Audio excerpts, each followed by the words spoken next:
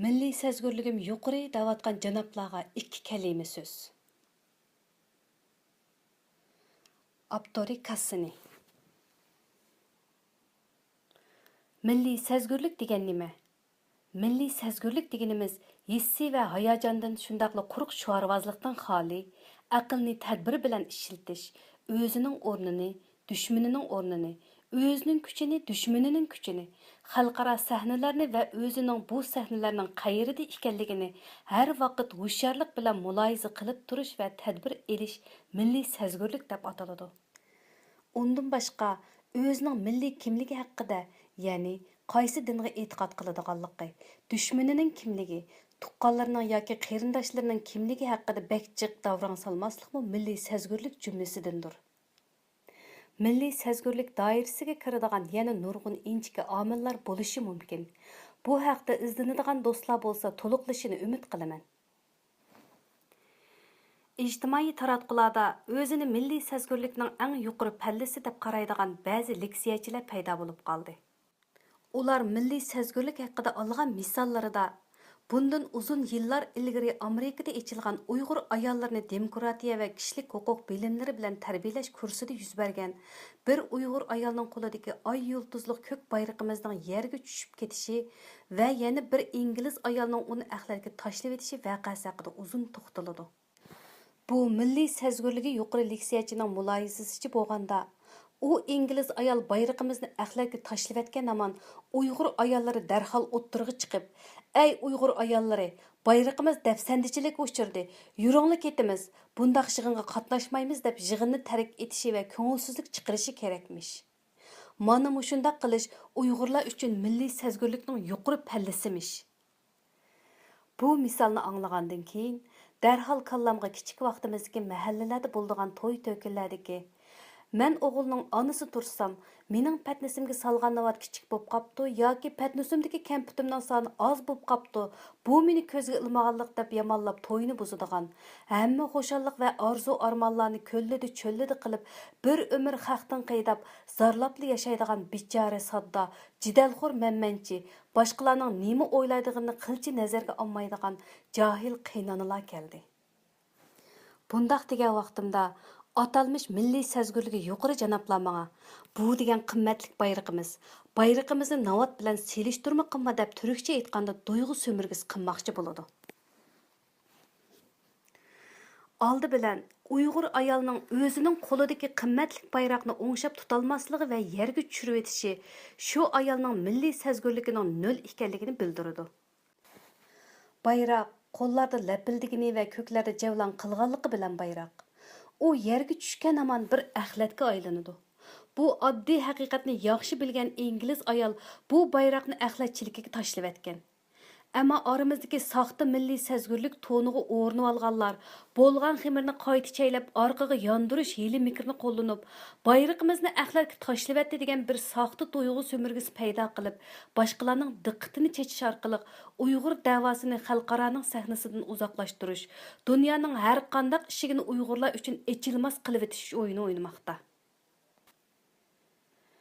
Yanim chunqur muloyiza qilgan vaqtimizda agar milliy sezgurligi yuqori bir odam bayrog'iga, vataniga va millatining or-nomusiga daxli taruz yetgan holatdami xalqaroliq u sahnani qiydab yoki yomonlab tark etmaydi. Balki levini chingtishlab, bayrog'ini bag'riga mahkam besib, o'rnidan dast turdi va bu sahnalarga tarixdagi har qanday bir vaqtdagidimi ehtiyojining borligini, o'zi va bayrog'ini bu sahnalarda texmi tunutish kerakligidan iborat ochiq tajriba saboqni yakunlaydi. Ko'rash dal mana mushu yerdan boshlanadi. Uyg'ur davosi dal mushu yerda milliy sezgurlikka homildor bo'lgan bo'ladi. Milliy mustaqillikning ochiq to'lg'uqi dal mushu yerdan boshlanadi. Xalqaro sahnalar, dunyodagi kuchli davlatlar xuddi toshdan toshga urilib, o'rkash yasab eqiyotgan bir azim daryoga o'xshaydi. Bu azim daryoga siz tosh ossangizmi, hatto tog'ning ustidan yo'g'on qo'ram toshlarni dumulitib etsangizmi, qiydisingizmi, tukursingizmi, hatto nijosat to'ksangizmi, bu azim daryoning bir pay kori yo'q, o'z manziliga qarab o'rkashlab eqiyveradi. Siz uchun ikki yo'l bor. Biri bu g'oyat zo'r azim daryoga etilgan chavu chatqal bo'lib, shamolning kuchi bilan daryoning girvaklarida mangulik laylab qoladigan arzimas narsa bo'lish. Ikkinchisi, qandoq qilib bu azim daryoga qo'shilib eqishni bilish va bu haqda izlanish. Mana bu haqiqiy milliy sezgurlik. Milliy sezgurlikni qiydash bo'lmaydi. Muhit va sharoitning qandoq bo'lishidan qat'iy nazar faqat o'zini urishli mavjud. Siz uchun qimmatli bo'lgan hamma narsa boshqalar uchun qimmatli bo'lmasligi mumkin. Ko'p hollarda siz qimmatli degan narsalarni xalqaro sahnalar rad qilishi, mazoq qilishi, kulishi, hatto siz ismini muqaddas bilib qalbingizda saqlaydigan u vatanning ismini anglaganda ular bu qayer deb so'rishi, sizning bu ismni dunyo sahnasiga tushuntirishingiz uchun butun hayotingiz yetmasligi, hatto bir qancha avlodning hayoti yetmasligi mumkin. Siz qadrlaydigan u bayroq faqat siz qadrlaganligingiz uchunli bayroq. Ammo boshqalar uchun bir mata parchasi xolos. Qimmatli narsalaringizni boshqalar uchunmi qimmatli narsaga aylantirish uchun qilinadigan ajr, sabr, toqat va mehnat ko'rash deb ataladi. Ha deganda xalqaro sahnalarning bo'sug'isiga bormay turib qiydab ketib qilish ahmoqlik, nodonlik, do'tlik, soddilik, greylik deb ataladi. Uyg'ur xalqi bundaq ahmoqlikning dardini harg'icha tatdi. Bu mohiyati milliy sezgurlik emas, balki milliy sezgurlik qilingan xiyonatdir. Ammo ba'zi kishilarimiz bu xil nodonlikni milliy sezgurlik deb sun'iy pardozlashga urinayotdi. Masalan, cherkov xristianlarning qimmatli narsasi, xuddi musulmonlarning masjidiga o'xshash. Undaqda Türkiyədəki Sultan Ahmet Camisining yeniga xristianlarning bir cherkovi silinsa, Türk xalqi bu masalaga qarata qandaq bir reaksiyada bo'lar? Qashqardagi Heyka Camisining yenigacha. Undaqda Uyg'ur degan hech kim tunimaydigan bir millatning qimmatli narsalari Amerika sahnalarida paydo bo'lib qolganda yuz beradigan reaksiya intayin normal bir ahvol. 1997-yili NASA Cassini ismli bir odamsiz sayyani Saturnni bilish va tushunishga avatdi. Yer sharidan ayrilgan Saturn 1 milliard ingliz milliy musofini besib, Saturnga yetib berib, insoniyatga hozirgacha Saturn va uningga oid bilinmagan qimmatli kuchlarni yetkazib bergandan keyin 2017-yili 15-sentabr kuni, ya'ni 20 yildan keyin Cassinining yiqilg'usi tugab, o'zini Saturnga urib hayotini oxirlashtirdi va Saturnning tuproqlariga qo'shilib ketdi.